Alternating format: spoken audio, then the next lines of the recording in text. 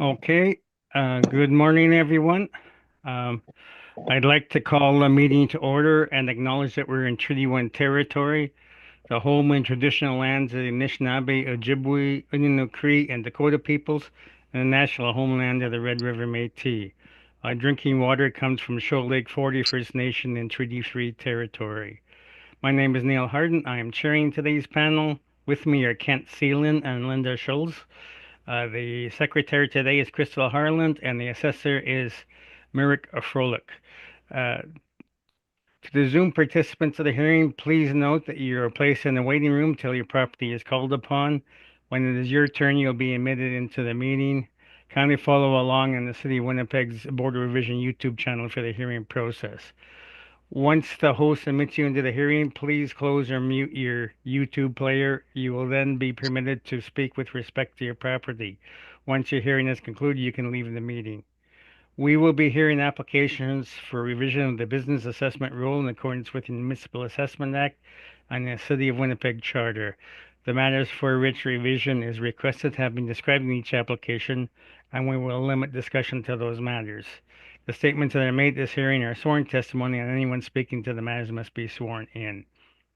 Be advised that comparisons of assessments of properties are not considered evidence of market value by the board. The board is appointed annually by council and is independent of it in the city administration. It makes its decisions on the basis of the evidence provided at this hearing and issues a written order that be mailed to all parties as soon as possible. Please note that the board's decisions with respect to an application may be appealed to the Manitoba Municipal Board if the matter pertains to assessed value, or to the Court of King's Bench if the matter pertains to the application of exemptions from taxation. Should you wish to appeal, information on how to do so will be included with the board's order. With respect to the hearing process, I will confirm the points of appeal with your property to be addressed with each applicant following the swearing in. We will then have the assessor's testimony followed by questions the applicant may have, then the applicant's testimony followed by questions. Each side will have an opportunity to summarize if they wish. Once all the evidence about an application has been brought forward, the applicant may leave. The process will repeat for each item on the docket today. The session will close after all the applications being heard, and the board will deliberate in private and make its decisions. You'll receive the board's decision by registered mail as soon as possible. As information, all public hearings are live streamed, recorded, and will be part of the public record. We will be hearing items 1, 5, and 11 on our docket today. Ms. Harland, please affirm the assessor's and applicant's testimony. Yes, Mr. Chair. Mr. Assessor, would you please state your full name? Merrick Froelich. Thank you. Do you affirm that the evidence you're about to give at this hearing is the truth, the whole truth, and nothing but the truth? Yes, I do. Thank you. Mr. Chair, it looks to me like because the first applicant is not here, We'll be dealing with Goldsby next, and 600 Goldsby. Yeah. All right. I've got the next item on the list is okay. All right then. So that's Ms. Cates. Gillespie's Mr. No, Neufeld. that's Mr. Ayrton. Neufeld. Okay. Yeah. Yep, that's me, sorry. All right. Thank you very much. Mr. Applicant, would you please state your full name? Ayrton Neufeld. Thank you. Do you affirm that the evidence you're about to give at this hearing is the truth, the whole truth, and nothing but the truth? Yes, I do. Thank you. Thank you. Mr. Chair, I'll put our third applicant, Ms. Cates, in the waiting room now. Okay. Alrighty. Okay, so we will deal with 600 Goldsby first. So, Mr. Froelich, you can begin. Yep. File number is 24-5094. Roll number is 38389. The total ARV initially was 1,171,500, utilizing 120,700 square feet, with an overall ARV per square foot at $9.55. You can see the breakdown of the three different premise areas, which are 53,000, 22,000, and 47,000 square feet. Their base ARV levels and the rents, and then subsequently the total ARV value. Based on the realty decision that had occurred, we're going to reduce the realty value to the business assessment value to 1,048,440, and this is based on the realty decision. Applicant is taking this property to the 2023 and 2025 municipal board. There's Okay, is that it? that's it. Okay, Mr. Neufeld, any questions? No, thank First of you. all, how do you feel about the recommendation? Yeah, we're fine with it. This is at the board, but you know, this might work out for the rent and it might be an appeal, but at least we get it closer. So we'll deal with it on the realty appeal. Okay, any questions from the panel? No questions, Mr. Chair. Thank you. No questions, Mr. Chair. Thank you. All right, thank you very much. Then we'll deal with 1755 Dugald. So you can readmit. Miss. Okay. Great. Okay. Be care, Erickson. Yeah. You guys do. Bye. Bye.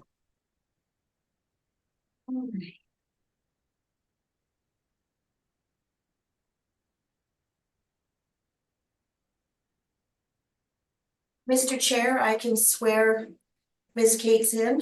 Yes. Ms. Cates, would you please state your full name? Sarah Cates. Thank you.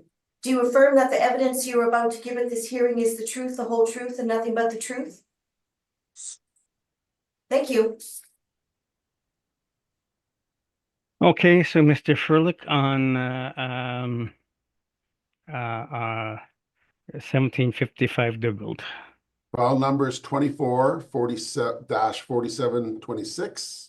Roll business ID number is 53364. The total ARV value is 635,100. Utilizing a total premise area of 75,240 with an overall rent of $8.44, including expenses. The premise area that we have is as seen below on premise ID number 3239, utilizing a rent of $6.05. When we add all the occupancy costs, the value comes up to 635,100. And we are asking for this for the value to be confirmed, pending a municipal board with the appeal with the applicant. Okay, and Ms. Cates, any questions? No questions. Thank you. Okay, any questions from the panel? No questions. Thank you. No questions, Mr. Chair. Okay, Ms. Cates, then your presentation. Okay, thank you. So at this time, we're going to be requesting a confirmation as well. The realty was appealed further to the municipal board. The reduction to the realty wasn't based on the rent. So at this time, we think it would just make most sense for the BA and the realty to be dealt with together at the municipal board. Thank you. Okay, thank you. Any questions, Mr. Furlick? No questions. All right, any questions from the panel? No questions. Thank you. No questions, Mr. Chair. All right, thank you. Then we move back to 1180 Springfield. Has the applicant, is he online yet? No, Mr. Chair, he is not. I've contacted him to see if he's going to appear, but I haven't heard. Okay, Um, let's give him till 9:15 and then we shall deal with the matter in his absence, I guess. all right, Mr. Chair, I'll take us offline. Yes, yep. Then we'll come back and if he's not present at that time, then we'll just hear the applicant's presentation. All right, just a moment, please. We're live. I guess you can let Mr. Froelich back in. Yes.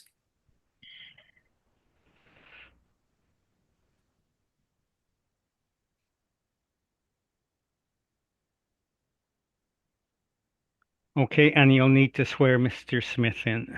Yes. Mr. Applicant, would you please stand? Would you please state your full name? Trevor Smith. Thank you. Do you affirm that the evidence you're about to give at this hearing is the truth, the whole truth, and nothing but the truth? I do. Thank you. Please be seated. All right, so our thanks to the technical gremlins, we are proceeding with 1180 Springfield Road. So, Mr. Frolick, you can begin. You're muted. Oh, I've been in limbo for so long. File number 244813.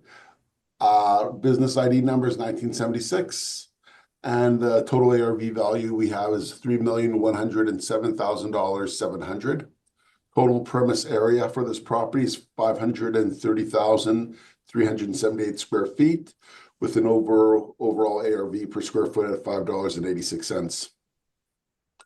Property at Springfield has a base, the breakdown is shown below, showing the breakdown between the premise area and the heat, electrical, water, and air conditioning, which is how we came up with a total value of $3,107,700. We're asking that the assessment be confirmed pending MB applications from 2018, 2020, 2023, and 2025.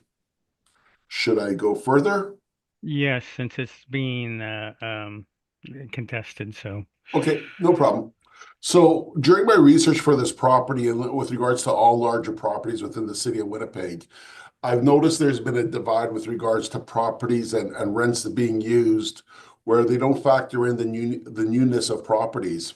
So when I was doing research for this property, on page 2 of my brief, there was a permit that had taken place where you see there was a major expansion taking place. They constructed a brand new one-story addition onto the existing industrial building. So what you see on page 3 is that this building went to 323,396 of a gross floor area, and it expanded to 517,387 at this time. There have been increases since then, but at this time, when I'm looking at the overall rent for this property, $3.53 is very fair, considering that a significant portion of this building has been built in the 21st century. So what I've done here is I've shown large rent comparables that we have. There are only 2 comparables that are north of 200,000 square feet. And based on talking with a lot of individuals with regards to market rents for larger properties, there aren't none. So we have to determine what is reasonable and what's not reasonable for these larger spaces. And because there is no market evidence to have this, because the majority of these properties are owner occupied. So what I've done is, with regards to large rent comparables that we have, I'm showing a series of rents that from leasable areas of 86,512 square feet to as high as 228,484 square feet. Rents range from $365 all the way up to $9.16 that are listed below. And the effective year builds for these properties are a variety of ages as well. But you can see there's a trend where newer buildings derive higher rents in the marketplace. And then on page 5 of my brief, you could actually see where we have larger buildings and they do have much larger rents. So in our overall evaluation process, we got to say, okay, this building here has a significant amount of space, which is built in the 21st century. So where is this being captured in the evaluation process?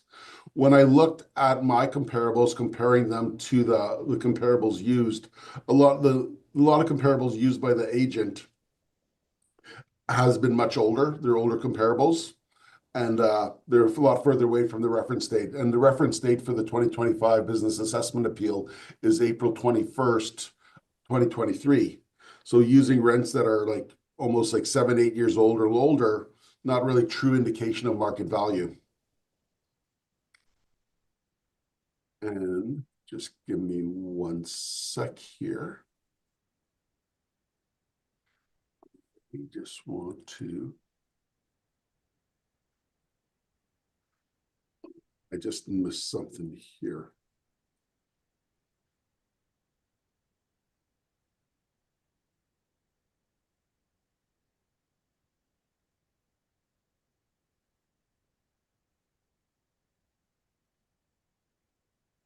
And so what I have here is I've showed the breakdown. So like on and I you know what, and I do want to apologize to the panel members here right now because of the fact that I had an assessor's brief and then I'd updated it to a brief showing uh what we ended up using for a property description.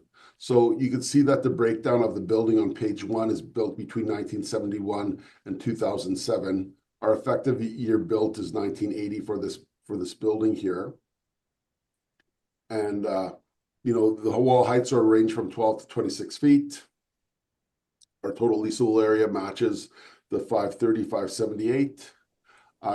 So on page 4 of my brief, this is the breakdown with regards to the portions that the property has been built in.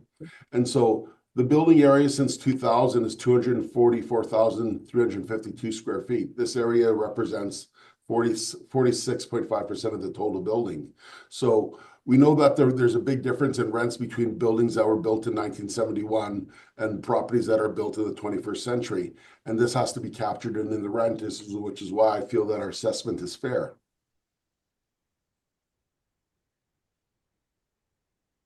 That concludes my formal presentation. Thank you. Okay, questions, Mr. Smith? Yes, thank you, Mr. Chair. First of all, I'd like to apologize for the mix-up with regard to the hearing time. We had the hearing starting at 1 o'clock in our schedule, which was in error. So again, I do apologize for that. I was intending to be here at 1 and I was conducting other business this morning. So that was the mix-up. So I appreciate your accommodation in that regard to start with. I do have a couple of questions. I will keep it as concise as I can here. Mr. Philippe, I think you had mentioned the issues of older leases or older lease start dates. I'm looking at your large rent comparables beginning on page number 5. And I'm looking at the first one that is your largest lease. It starts in 2008, correct? That is correct. Yep. Okay, and the wall height for that property is 34 feet, correct? Yep. And the new addition at the subject property is between 20 and 24 feet, correct? Yes. Okay.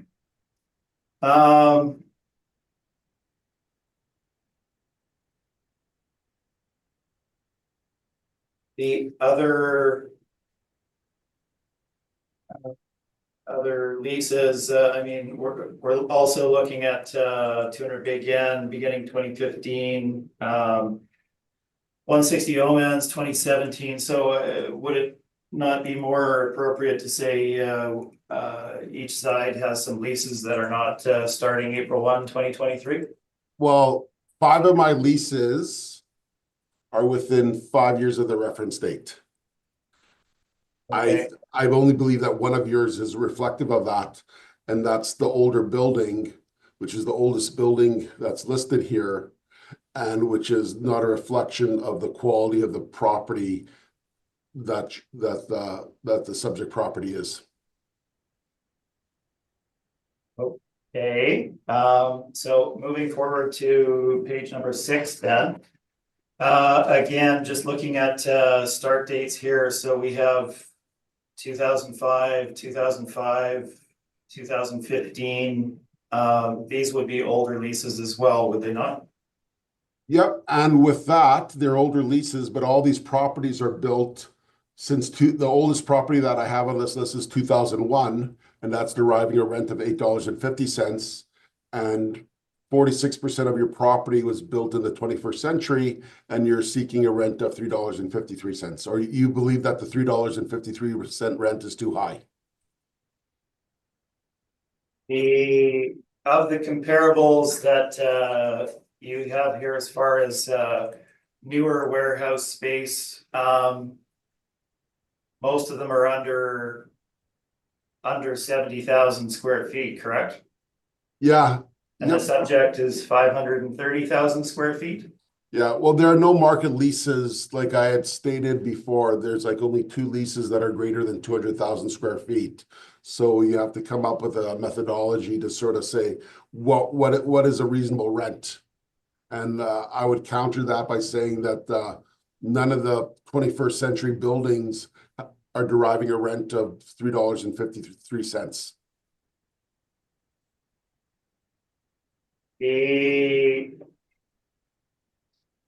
Bear with me here. So page number 4 regarding the building details. Yep. That's taken directly from my realty brief, is it not? That is correct. Okay. And looking at the permit detail here that you had submitted, this is simply with regard to the main addition to the property, right? Yeah, this was the permit that was taken out in 2002. Okay.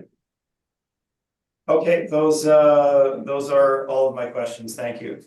Okay, questions, Mr. Seelan, No questions, Mr. Chair. Thank you. Ms. Shields. No questions at this time, thank you. Okay, I'm just looking at your newer ones. You got Haggart Avenue in 2020 at 976. Why did you not list it also in the large rent comparables? Well, Is it it's just how it's what I use from previous briefs. okay? And so I had this, so in previous briefs that I had or hearings that I've had, I've separated older leases and newer leases. So I included this one with the newer comparables because all the comparables here were built in the 21st century on page 6 of my brief. Yeah. And the All other right. ones, and then the other ones are, they range in value. There's a bit of crossover, but you could see that the effective age for our building's 1980, and it's, and my large rent comparables are all pretty much newer and all deriving much higher rents. Yeah. These older rents, do you know if they're step up or not? You know what? Some of them there are some step ups, but offhand, like say for example, like with my older lease, like I know for a fact that 1370 Sony Place was a step up lease for sure, and 200 Bagan was a step up lease. Okay, so that would reflect the current value then. Yeah. Okay, thank you. Okay, Mr. Smith, you can proceed with your presentation. Okay, thank you, Mr. Chair. So the property we're dealing, pardon me. Property we're dealing with is 1180 Springfield Road. This is a very large scale manufacturing plant, one of the largest in the city. It's not strictly a warehousing property, as the vast majority of industrial properties and market leases that you'll find in the city are for warehouse properties. There's much greater demand for warehouse space than there is for manufacturing space. So we'll delve into that a little bit. This is the Kitchen Craft manufacturing facility. They began as a much smaller operation. And the property has expanded significantly over time. So as their business grew, they would add on to their square footage needs in order to accommodate that growth. So they end up with a building that's built in a lot of different stages. It's very choppy. It's not a 530,000 square foot, clear span warehouse that one could lease out on the market. It's a very, I'll get to it in a moment here, 13 different buildings tacked together over time as they expanded, which you'll see on my page number 4. But let's jump back just briefly to my page number 3. For a bit of background, you have the 2025 ARV there in front of you. You can see the slight reduction for 2025 in the realty, which we appealed to the municipal board. Pardon me. Prior to that, you have the 2023 realty assessment. You can see the drop from 21 million to 16 million. That was based on our valuation of the property at the time. I've included that in the addenda materials for the panel to see. You can see that it is based on the rental rate that we assigned to the property. Now, we haven't changed our approach or our brief largely, with the exception of obviously up-to-date market rental rates where available, as well as vacancy and capitalization rates, etc. Building was built between 1971 and 2006. Really, it's 2001. There's, I think, 500 square feet and 3,700 that were added after that, which are very marginal. So that is the background. So to portray the property as being, largely new or largely warehouse is an inaccurate representation of what the property is. Sits on just under 60 acres, and you can see the land to plan area ratio there. Let's jump forward to page 4. Building improvements. I'll leave the text there for you to read if you wish. We have a slight discrepancy with regard to the area of the city. This has been consistent for like the last 14 years, roughly. There's an area that the city has assigned, which I believe was below grade, that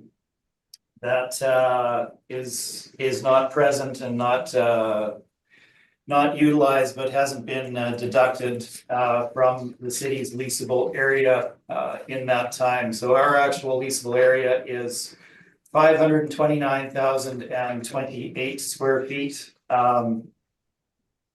Again, minor point, but it is a difference.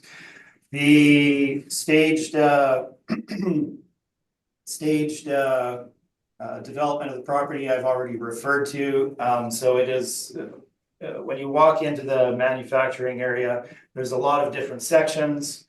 It is a lot of demising walls. They've had to cut through demising walls, and obviously to facilitate their manufacturing process, to move product in one stage of development through to another part of the building in order to further complete it before it gets to the warehousing and shipping area. So this is not how you would build a building in modern day and age. If you were to build 530,000 square feet for manufacturing, it would not be done like this. It impedes their process and their profitability, and certainly from a market leasing perspective is not highly leasable on the marketplace as it stands. So let's look at the details at the bottom of page 4. The city is referring largely to my building sections numbers 10 and 11 there. You can see that totals about 240,000 square feet of the total 529,000 square feet, 530,000 square feet. That's about 43% of the building. Yes, that part is new. There's no question about that. It's built in 2000, 2001, and that is the shipping and warehousing section. It is between 20 feet high, exterior wall height. For the first section, 46,456 square feet. Then the second section, the larger section, is 24-foot wall height, which is representative kind of back in 2001, what buildings were being built to for clear span warehouse. That's a bit on the low side, even for back then. If you look at the city's modern buildings that are built for warehousing, as I'm going to do right now, you go in and you look at the wall heights. We have 28, 28, 28, 27, 38 in terms of wall height. Now, what that means is that they can stack a lot more product, accommodate a lot more product in the warehousing area. It's more valuable to market tenants because they can store more and ship more. It's just more valuable space. The subject's warehousing area that we're talking about there, between 20 and 24 exterior wall height.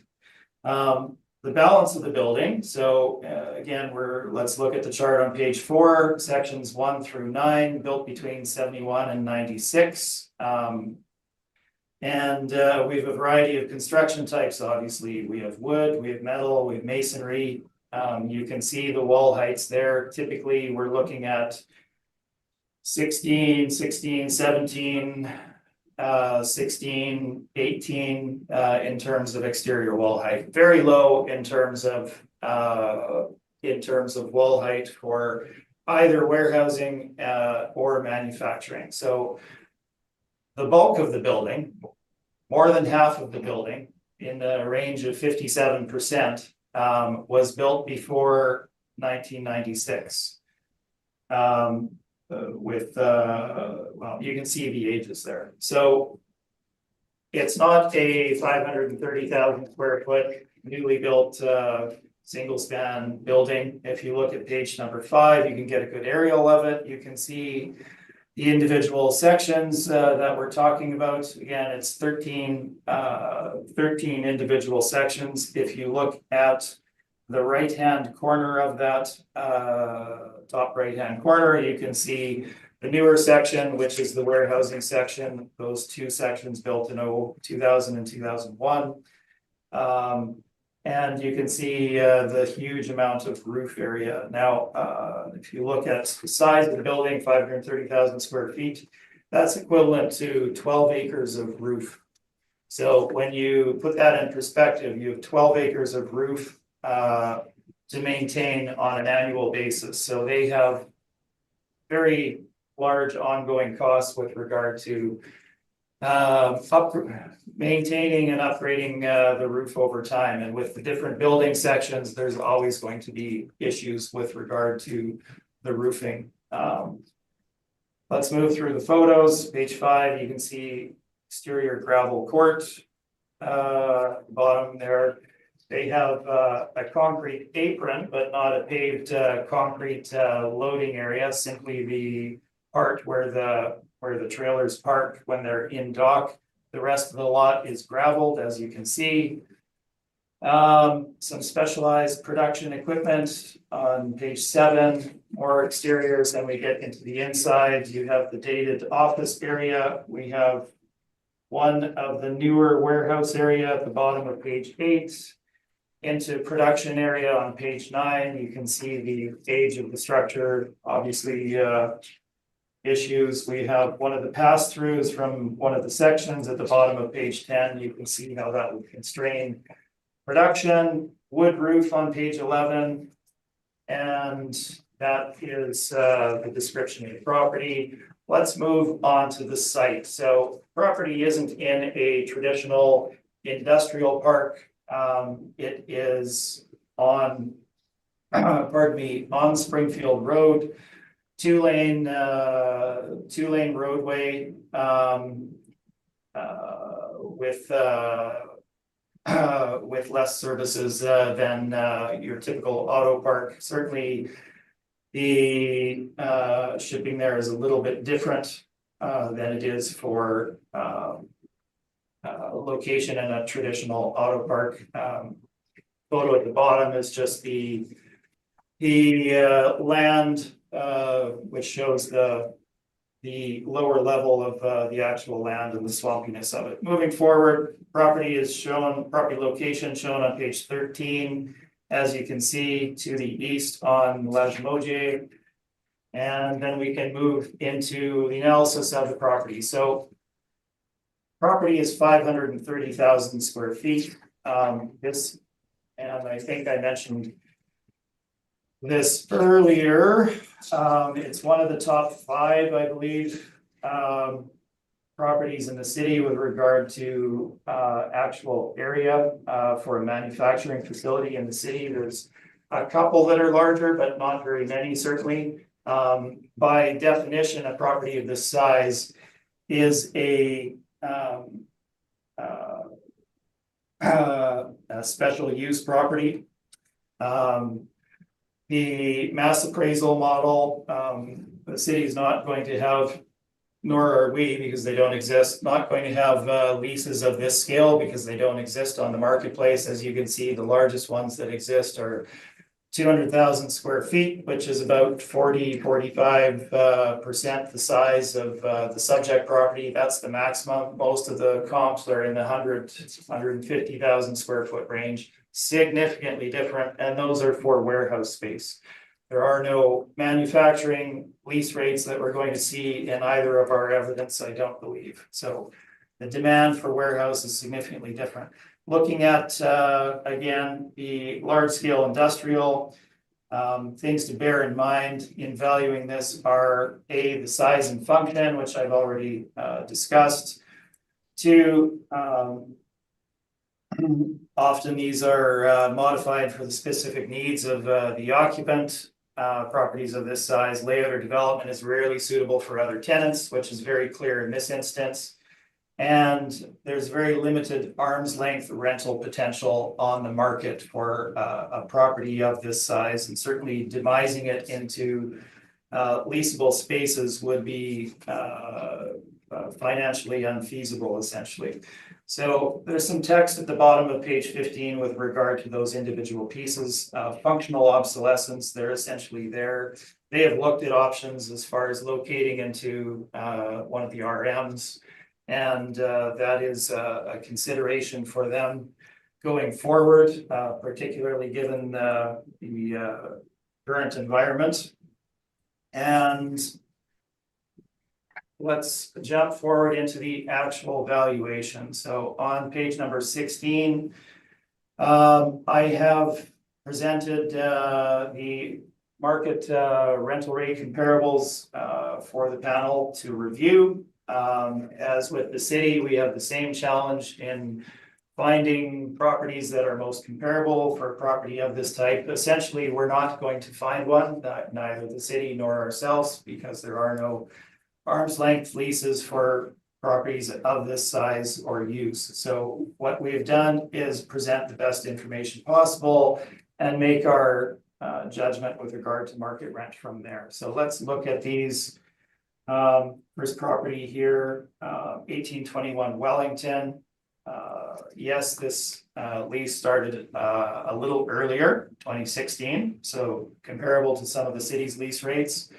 We have a net rent here for $2 per square foot. Now, this is the old Sears warehouse out by the airport. The city has mentioned a number of times that it's unheated. That's not accurate. I've checked with the tenant themselves. The space is actually heated, so there's no difference on that front. 146,000 square feet. Number two, 1093 Sherwin. This is actually a manufacturing facility, one of the rare ones in the city that's of a large size that's rented. We have a 2018 lease for 5-year term, starting at or running at $3.15 a square foot. Now we have 175,000 square feet there. That's comparable to a very large portion of this property. 19-foot exterior wall height, as you can see, located just off of Route 90. It's an excellent comparable. Now, 175,000 square feet versus 530,000 square feet. There are economies of scale here, and that lease rate should not be taken one-to-one and applied to the subject. Moving on, 1750 Inkster, again, large-scale lease, 2014, $3.12, 22-foot wall height, that's warehouse space. We have one on Sargent. Moving down, our most recent lease, 2022 start date, 4 to 5 year term, works out to a $3 net per square foot rental rate on 117,000 square feet. Now we have a 20-foot wall height here. That's getting more comparable to the subject, built in 73. I believe I have a photo of it for you. And that is certainly a good comparable with relation to the subject. Now, again, 116,000 square feet. We have some smaller ones at the bottom. They're certainly older. Not going to put a lot of weight on them, but it does give you an indicator of what is paid on the marketplace for larger spaces. Page 17 gives you an aerial of that specific comp, 770 Pandora that I was referring to, the $3 net per square foot. It's a very large building. It has individual tenancies in it. This one's 116,000 square feet, by far the largest. And you can see the paved loading court. It's a high quality building, certainly, in that particular regard. So let's move on to my page number 18. We have a range of rental rates from $2 up to $3.55 a square foot. Our most recent lease is at $3 per square foot. The other one I put most reliability on is that 1093 Sherwin at $3.15 a square foot. These are both well under half the size of the subject. Probably more in the range of 20 to 30% the size. So there is a significant change that would, or rather adjustment that needs to be made to the market rental rate versus 116,000 square feet versus 530,000 square feet. Only 43,000, or rather 43% of the building is that 2001 build. And I've shown you leases, including the ones that I've just referred to, that are comparable to that. So walking through this, again, bottom of the page 18, you can see I've stated we're looking at the 4th largest industrial manufacturing facility in Winnipeg, behind Bueller Versatile on Clarence, Standard Arrow at 820 Berry, and MacDon out on Moray Street. You can see the size of those. This comes in 4th. Looking at the evidence overall, looking at the obsolescence for the subject property and all the other details, we've used $3 per square foot in our valuation for the subject property. That gives you the potential annual income. We're not disputing the expenses, and our final ARV is shown on page 20, rounded to $2,882,520. The addenda includes the income and expense, the 2023 realty decision based on our evidence with regard to valuing the property, which used a rental rate of $2.75 per square foot. And that is my evidence. Thank you. Okay, questions, Mr. Froelich? Yeah, in your pictures, Mr. Smith, do you have any pictures of the new warehousing space? I did actually, with the clear roof. I think I pointed out on I know you showed exterior pictures, but I haven't seen any interior ones. page number 8 at the bottom. That is the new warehouse. That is the new warehouse, yeah? Yeah. Okay, no problem. Okay, and you didn't show any other pictures of that? Or just, that's the only picture you have? It appears so. I think it's quite clear with regard to showing what it is. Yeah, well, but if there was a warehousing space there, it doesn't seem to be like a shipping area or anything like there's a door there. Okay, I'm just curious. On page, looking at your comparables, so are there any other leases that are at 1821 Wellington that you could have used? Not of that size, there's not, no. No, doesn't Bison Transport lease area in that building? Well, Mr. Froelich, being a representative of the city, I imagine that you have access to all of the individual leases that they would send in their income and expense. It's not always the case that we see all of the information that you do necessarily. So we present the best information that is publicly available. So if you have further detail that you want to add, feel free. Okay. And you're with your property at 1039 Sherwin Road. What's the updated leasable rent area for that property? It's 1093, 2018, Sherwin? it's 5 years away from the reference date. You're referring to 1093 Sherwin? That's correct. So as of the reference date, the $3.15 per square foot was accurate. I do not have what it would have been on renewal last year. Okay, well, and so did you look at my comparables? Because the updated lease for that property is 365. Well, again, referring to my prior comments there, I don't dispute your evidence. If it's 365, then it's 365 on renewal. What one are we looking at here? Well, okay, well, the March point 1, is, 2020, is that the one that you're referring to? So sure, it has bumped up a bit since that time. yeah, but I'm not hiding that evidence. I'm presenting the evidence that is available. okay, and so, and then your brand new lease on Pandora, who's the tenant for that? I didn't bring the rent roll with me, Mr. Furleek, and I'm not sitting in front of my computer like you are, so I couldn't, off the top of my head, tell you. That's a fair question, but it's your comparable, so that's why I'm asking. No further questions, thank you. Okay, questions, Ms. Schultz? No questions at this time, thank you. Okay, Mr. Seelan?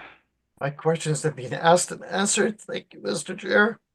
Okay, just Mr. Smith, with regard to your comment that this is the, what, fifth largest property in the city, is it? Yes. Uh, the In terms Bueller of vers manufacturing. the Bueller Versatile plant is not one uh, um, building, is it not? It's a hodgepodge of different buildings all on one campus. Well, I have checked, and I'm going to rely on my memory here now, but I believe the one that I'm referring to there, 1260 Clarence, is all on a single roll number. They may have additional buildings outside of that. Well, I'm just going from memory when I once heard the realty appeal on this, and it was one roll number, but they had a very inefficient layout of their Yes, property. I would certainly agree. All right. I guess I got no other questions then. All I- right. I did Summation. have a slight bit of rebuttal, which will take 2 minutes tops. Okay. You have rebuttal, yeah. All right. Do we have it, Crystal or Miss Harland? I will pull it up. Just if you could just please give me a few minutes, Mr. Chair. Yep.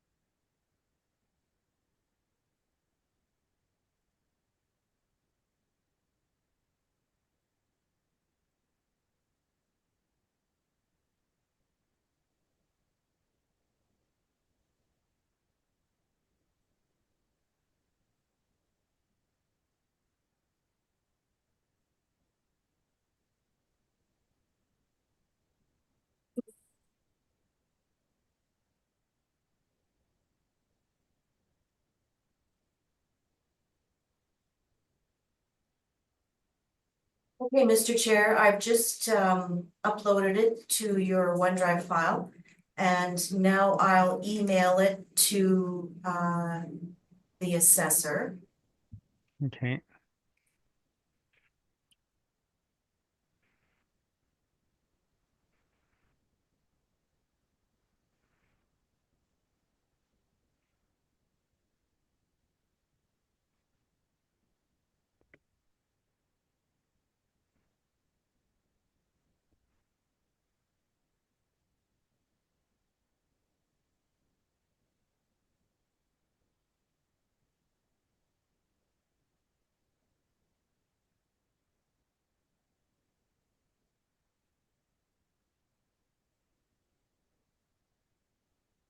I've just emailed it to Mr. Froelich. All right, do you have it, Mr. Froelich? I just got it right now. Okay, so Mr. Smith, can you lead us through this then? Yes, thank you, Mr. Chair. So again, I'll be very brief here. What I've done is shown kind of the highlights of what the city has included with regard to rental comparables, just so the panel can see what they're looking at for comparability. The first one that's shown there, and they're not necessarily in the order that the city has presented them, so I apologize for that. The first one shown here is 1001 Regent Avenue West. Now, this is actually not the building that was leased. There was an older building on site, 15-foot wall height that Amazon leased while they were building their new facility on site. So it was a forced situation, and they paid a massive premium to the owners for a 1-year term. As you can see, nobody leases 15-foot wall heights for $9 plus per square foot for 1 year, 120,000 square feet. Amazon obviously built their new facility on site. So background on that. Second property, 200 Bay Gan. 200 Bay Gan is one of the newer ones that the city used, built in 2001. You can see the modern flex warehouse that you're looking at there. Much of that is used for office type uses, 27-foot wall height. Moving on, 1345 Redwood jumps back to page number 5. Pardon me. 2022 lease, 110,000 square feet, 22-foot wall height. Again, you can see the quality of construction there versus what we're looking at. That's an Inkster Park. Then we have 1370 Sony Place. Now this is on McGilvery Boulevard. Essentially, Sony Place is almost a service road just off of that in Fort Garry Industrial. It's extremely well located, one of the better facilities in the city, 34-foot exterior wall height, so significant stackability that drives a much greater rate than you would have for a space such as we're looking at, 20 to 24 feet in terms of the warehouse space. Moving on, 310 Debates, again, newer building. You can see the quality of that from the photo shown. 310 Debates is on their newer ones. Then we move on to 200 Discovery Place. So this is brand new development, essentially. Brand new and developing in the Inksbrook Industrial Park, the Northwest. You can see again the quality of the building that we're looking at there. 28-foot wall heights, obviously going to drive significantly greater rent. 350 Debates, similarly, 28-foot wall height. And then finally 195 Haggart, which is in that same area as 200 Discovery Place, 38-foot exterior wall height.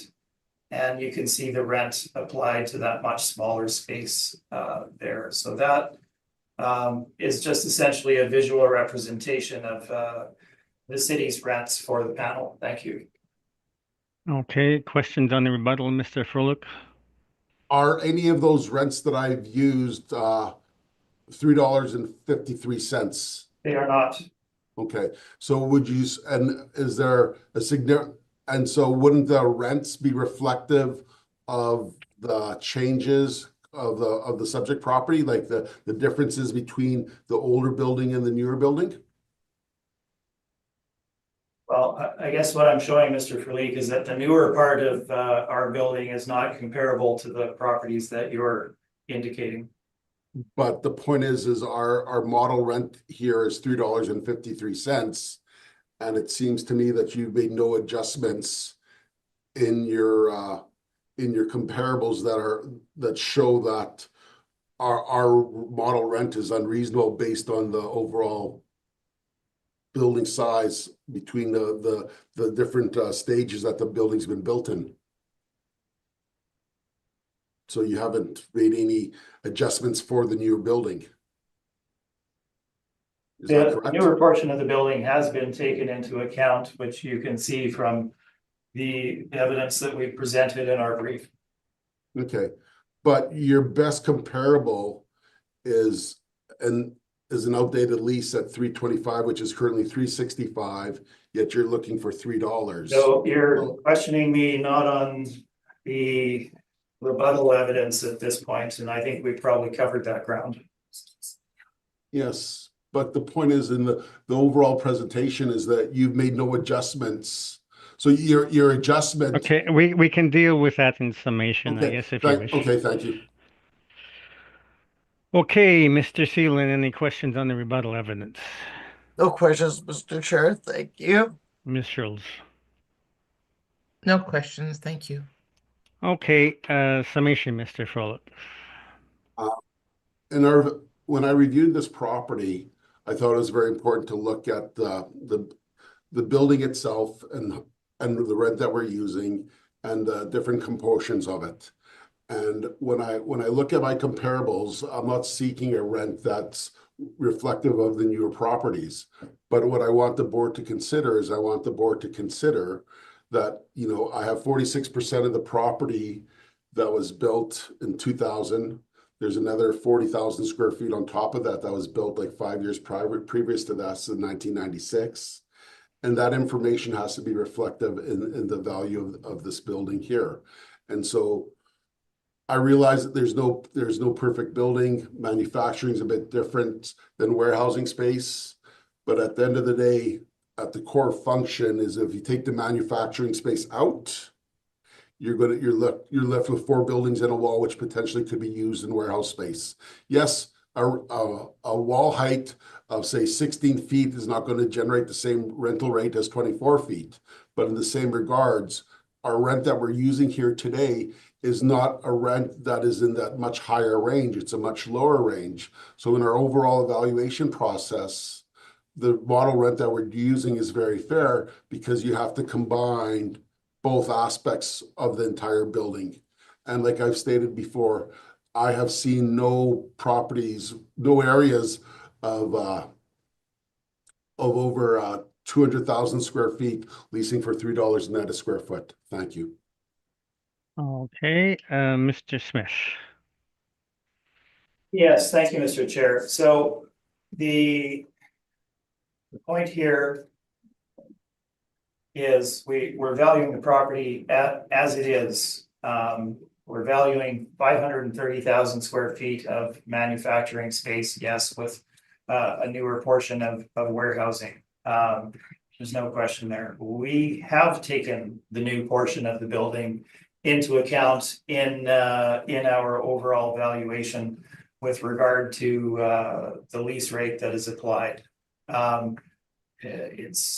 It's inaccurate to suggest that the property would be easily demisable into smaller units to be leased out on the marketplace. It's not in a location that would draw a lot of tenants. The layout of the building is such that that's essentially unfeasible, and economically a landlord couldn't generate a return to themselves after investing what would be needed to invest in this building in order to demise it and lease it out on the marketplace. There's text in my evidence here, which I won't get into, which refers to that specific issue.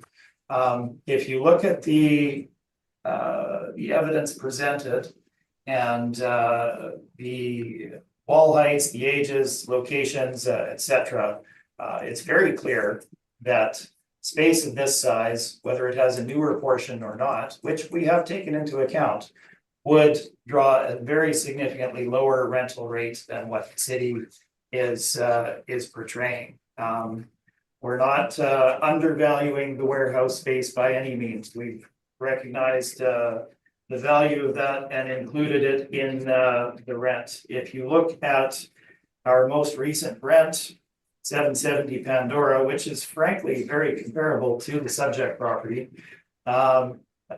in terms of location, exterior wall height, etc.